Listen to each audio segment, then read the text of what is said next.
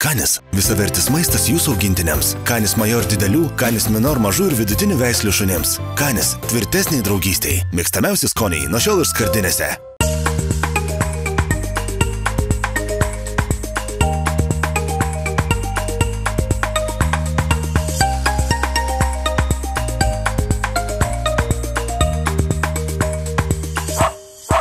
Šiandien laidoje štai jį saldžioji porelė – Maltas ir Nainė, kuriems šeimininkai atleidžia visas šunybės. Pavyzdžiui, jie yra sugraužę mano Prados tašę. Maltas gerai pasidarbavo ir iškando tokią skylę. Radio didžėjaus Jono Nainio ir jos sužadėtinės Pin Up Girls grupės narės Simonos augintinių nuotykiai, švaros reidas ir dėmesio gražiausio šuns konkursas. Sveiki. Šiandien laida Daug labas bus labai, kaip čia pasakyti, maltbišoniška. Todėl, kad mes svečiuojamės pas grupės Pin Up Girls narę Simoną Šermukšnytę, jos sužadėtinį, žinoma, radio didžėjų Joną Nainį ir be abejo mūsų šios laidos pagrindiniai herojai bus du šuniukai, Maltos bišonai. Tai yra kalytė Nainė ir berniukas Maltas.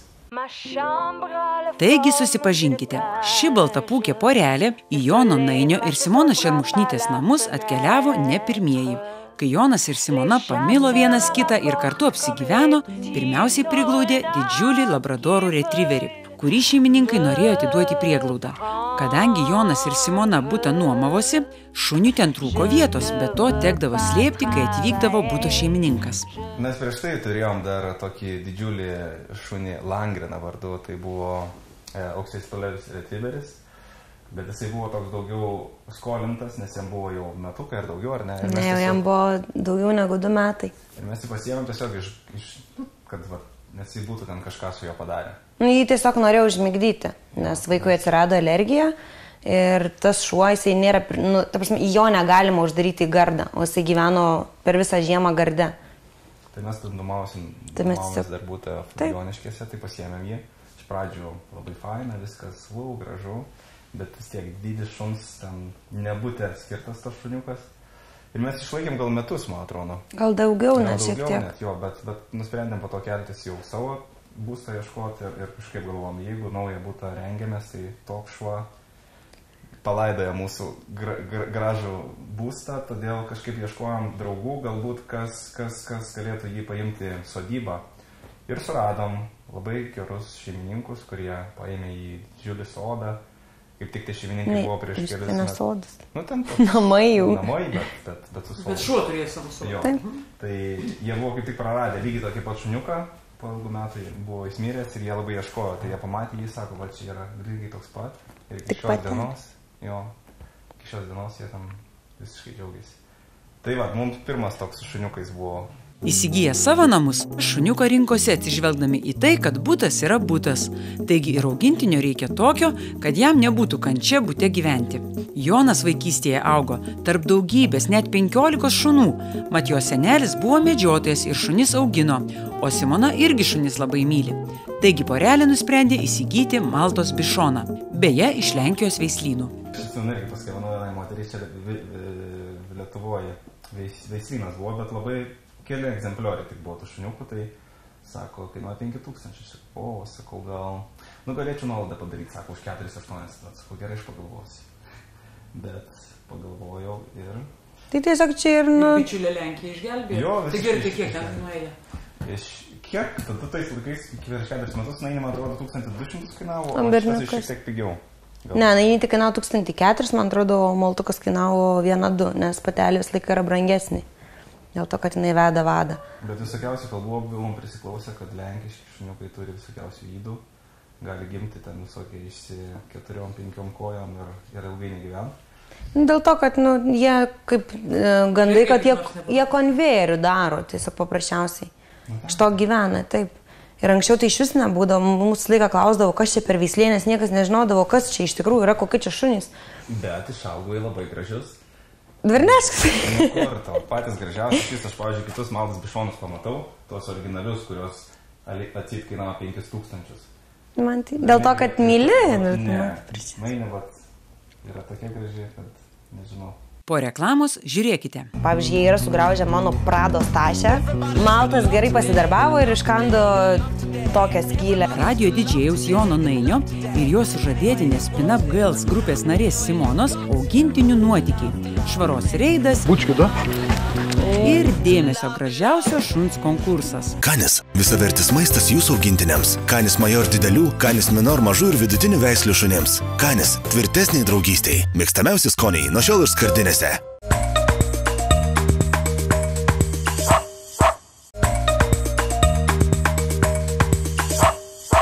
Kai Nainė ūgtelėjo, Jonas sugalvojo mylimosios gimtadienio progą nupirkti dar vieną šuniuką. Kaip tarė, taip ir padarė. O Simona dėl tokio siurprizo, reik manyt, žado neteko. Simos atėjo gimtadienis, reikėjo kažkaip nustebinti ir nieko nesakiau, aš prisivežiau pirmąjį į radiją ir buvo kažkaip jos gimtadienis kitą dieną ir nežinau, ką daryti, ar tą pačią dieną dovanoti ar kitą. Tai pas mane radijai jisai pabuvo, ten visi didžiai kišasi burną, nes jis buvo tokio gal dydžio. Ir kai grįžau čia, namo pro duris įėjau ir aš įdėjau į tarp tašytės tokios mažos ir jis buvo palindęs. Ir Sima čia kambaris plovo ar kažką, ten sako, labas, aš ten kažką. Ir padėjau tą tašį.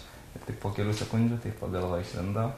Ir aš Sima ten numetė visą šluotą, ten skarnetį ir... O Jėzau! Kokia romantika, net šluotą metė į šalį. Pirma mintis tai buvo, kad, o Dieve, du šunys, bet paskui tai gerai. O jisai, kadangi berniukas, iškart išlipo ir, dievuliaus, va tokio dydžio buvo mažytis. Tai tokie maži. Aš ir negalvojau, kad jie...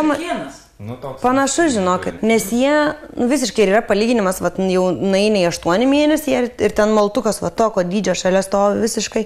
Ir jisai išlipęs iš tos tašės, pirmiausia, trenkė sulėtino Nainiai per veidą. Čia bosas atvyko. Taip šitie gražuoliukai ir augo. Ir nors yra saldžioji porelė, iš tiesų jie nesiporuoja. Nainė maltukui yra labiau mama nei mylimoji. Gal todėl, kad yra vyresnė ir užaugino maltuką nuo vaikystės? Labai skirtingi charakteriai, kas įdomu. Nainė yra tokia atsargi, baili, visada ten laukia mūsų prie kampučio, niekada neina pasitikti, jeigu tik leidi. O maltukas tai jisai tik tai kažką duok, jam ten valgo greitai, viską lapsnoja. Nainė yra atsargi, o šitas tai toks sūnus palaidūnas. Bet tikrai mergaitė ir berniukas, va taip kaip gyvenime, ta klasikinė mergaitė ir berniukas, tai jie šunų reiškia irgi tokie charakteriai, ne? Visiškai, kas keičiausia jo. Tai, vat, ir maltukas turi tokį įdą, suakytę šiek tiek. Man pasakosiu. Jo, tai vat, Nainė visada vakarais, kai mes atsigulam, ten jam išlaižo akį. Sutvarko jį, žodžiu. Tai nebereikia lašinti tų lašiukų, kuriuos mes lašindavom. Tai labai įdomus santykiai. Nesunku ir plika akimi pastebėti, kad Jonas su Simona savo augintinius labai myli. Na tiesiog kaip savo vaikus. Augintiniai savo mylimiems šeimininkams atsilygina tokia pačia besąlygiška meilė. Na tokia besąlygiška, kad net miega visi kartu. Kaip jį neleisi? Čia nėragi tas didelis 70 kg šuo, kuris skauda, kai jie atsigula. O jie tokie labai... Sima, jeigu jie nemiega, Sima pati pasiema juos ir prisiglaudžia kaip vaikus. Bet jie miega dažniausiai šalia kojų, pavyzdžiui, užmiega, bet ryte atsikeliu, tai aš, pavyzdžiui, visada be pagalvės, nes Nainė būna okupavus mano pagalvę, tai aš praktiškai miegu be pagalvės. Tai jie net kaip žmonės pasideda galvą po pagalvę? Taip. Ir dar, pavyzdžiui, gali atsigult, tai pasiemi ir dar užsikloji. Ir tik tai jau galvytė matas ir tau. Gerai, tai Simona ir Jonai, tai ką jums davė, kuo jūsų gyvenimą, kaip pakeitė jūsų gyvenimą, tie šuniukai, kai jie atsirado? Tai buvo du jauni laisvi, nereikėjo nei vedžioti 3 kart per dieną, nei jaudintis, neėdė ar liūdni. Pagrindinis dalykas ir yra, kad rūpestis. Tai mes abudu kartu rūpinamės jais. Mes vežame juos pas gydytojus, mums rūpi, ar ten jie sveiki, ar ne. Jeigu Maltas, tarkim, serga, tai, nežinau, jie, grinai, kaip vaikai, kaip šeimos nariai mūsų visiškai. Ir mes esame už juos atsakingi, tai čia yra kaip ir atsakomybė kažkokia. Mes galbūt ir vienas kitą pasitikrinam, kaip mes galbūt ateityje, nežinau, jeigu vaikų atsiras. Nes čia irgi yra panašus dalykas. Kai tu visą laiką turi pasirūpinti, kad jiem būtų valgyti, kad jiem būtų vitaminai, kad jiem būtų laiku suleisti skiepai, kad jie būtų išvesti į lauką, kad jie nesusirgtų depresiją. Kai mes nusipirkom Nainytę, nuvežėm pas veterinarą, kad apžiūrėtų, ar sveikas šuniukas, kada ten reikia visokių skiepų ir panašiai. Ir jisai pasakė, kad mes nusipirkom ne šunį, bet žmogų. Todėl, kad jie pirmiausia neturi to riebalinio sluoksnio, kaip tiem dideliem šunim priklauso. Todėl ir jie nuo to šalčio neperneša, kaip minėjau. Ir svarbiausia, kad jie viską jaučia. Jie, pavyzdžiui, jaučia, jeigu man yra negerai, iš karto, pavyzdžiui, Nainytė ateina ir atsigula. Tarkim, jeigu tu sergi lygiai taip pat, pavyzdžiui, ateina ir atsigula galvą, laižo, rankas laižo.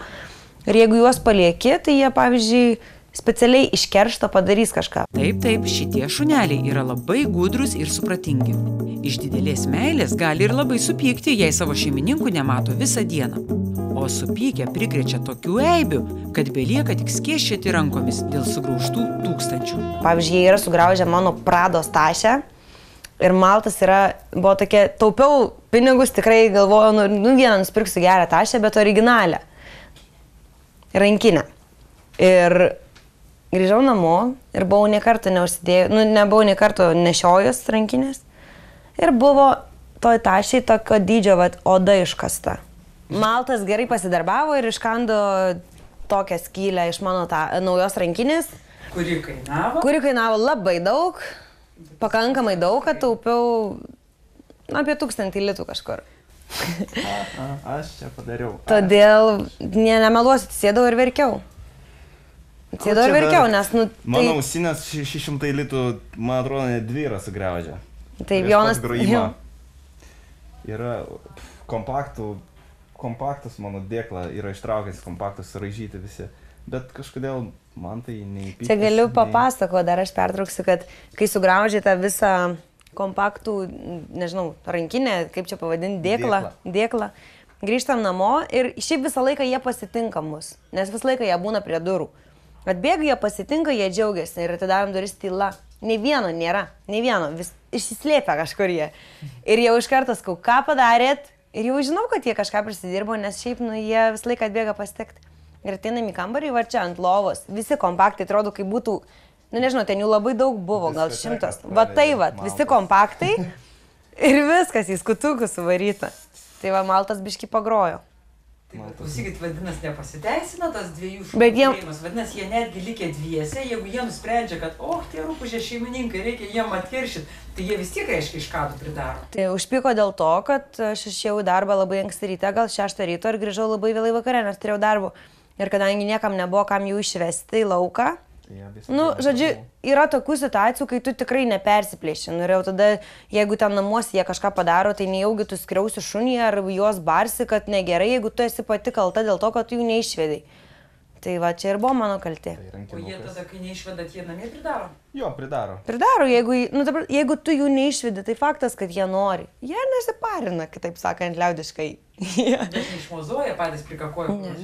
Dažniausiai tai yra, jie turi savo vietą virtuvėje, jeigu taip atsitinka.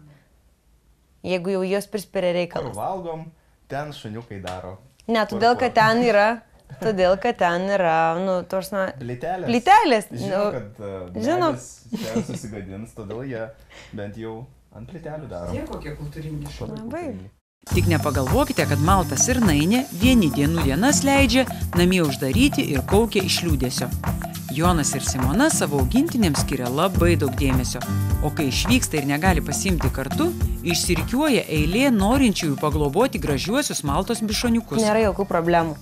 Jeigu žmonės galvoja, aš čia dirbu nuo 8 ryto iki 5 vakarų ir aš turėsiu šunį ir aš tikrai neturėsiu laiko, kada jau pasirūpinti jo išvest, jūs tikrai turėsit laiko. Nes jeigu mes turim laiko, kai mūsų pasirodymai dažniausiai būna naktį ir mes prižiūrim juos ir jie puikiai gyvena, ir jie sveiki, ir jie laimingi, ir jie meilės gauna, ir jie miega su mums kartu lovoje ir mes jiem dėmesio skiriam. Jeigu, aišku, turim mažą šuniuką, nes mes visur stengiamės daugmaž juos vežtis, jeigu mes, tarkim, važiuojam kažkur į kurortą atostogauti, čia Lietuvoje, tai mes visą laiką, tarkim, pasiimam viešbutį tokį, kad būtų galima turėti augintinius. Ir viskas. Mes juos vežamės kartu dažniausiai. O jeigu negalim, tai yra Jono brolis, yra mano sesė, yra tėvai galų gale ir mes tai paliekam. Ir draugai puikiai pasilieka, jie net prašo. Yra tokia mergaitė, kuri vis dar laukia, iš jos net nepažįstu, bet kažkada netgi per vieną portalą internetinį net paskelbiau, gal kažkas gali pasaugoti vienai dienai, nes aš išvažiuoju, Jonas išvažiuoja ir mes neturim kur dėti. Į viešbutį kažkaip nesinori, nes juos į gardą ten įdeda. Ir galvoju, gal kažkas pasaugot galėtų. Ir tokia mergaitė atsiliepia ir jinai iki šiol dar laukia tos progos, kada jinai galės pasaugoti tos 2 šunis. O kaip jie reaguoja, kai jūs pas kažką paliekat, nepyksta, nesinervuoja, kad čia gal jau jūs jų... Nu, ieško jie savų žmonių. Pas tėvus, kai irgi nuvežė, irgi toks būna, sako, kai tarkim, pas tėvukus šį savaitgalį praeitą, kada nuvežėm, tai kai mes su broliu išvažiavom kažkur iki parduotuvės, tai jie tokie pradžiai dar nerimastingai buvo, bet laiko klausimas. Kaip pripranta jie. Bet šiaip dažniausiai mes paliekam pas tuos žmonės, kur jau jie pripratę prie jų. Jiem nebūna streso tokio labai didelio. Šitie šunys yra žmonių šunys. Ta prasme, jiem dėmesys ir žmogus šalia yra, ko gero, viskas. Kas, nu, kitiem, pavyzdžiui, gal ten būtų maisto, koks dėklas ir jis ten ramus būtų. O šitiem yra, kad būtų kažkas namie. Jeigu nėra, tai jie ir kaukia ir nu, jiem tiesiog nesmagu. Todėl, pavyzdžiui, visą laiką Jonas, nu kažkaip aš esu ir Jonui pasakiusi, kad išeinant, tarkim, jeigu mes išeinam vakare ir būna tamsu, tai visą laiką mes paliekam čia šviesą, tokią mažesnę, kad jie nebūtų tamsi. Nu, čia tavo gal sugalvotas dalykas. Nes aš noriu, kad jie būtų šviesoj. Man tai mano grupės mergaitė sakė, jeigu aš kažkada gyvenime buvau kažkuo kitu, tai tik šunim. Nes aš ne pro vieną šunį negaliu praeiti. Ne pro vieną. Na, tu labai ir taip jas mylėjai ir... Kažkaip aš anksčiau net kreipdavau dėmesį, bet kai aš turiu 2 savo, tai... O aš tai užaugęs pasvalį, mano senelis buvo medžiotojas, turėdavo 15 šunų. Šalkystėje ten užaugęs tarp didžiulio kiekio neįsivaizduojamo visokiausių medžioklinių šunų, tai mano vaikystė, sakau, buvo tik tai su šunim. Ir aš tik sakiau, kad bet kokio atveju visada kiekvieną tarpsnį turėsiu po šuniuką. Tai...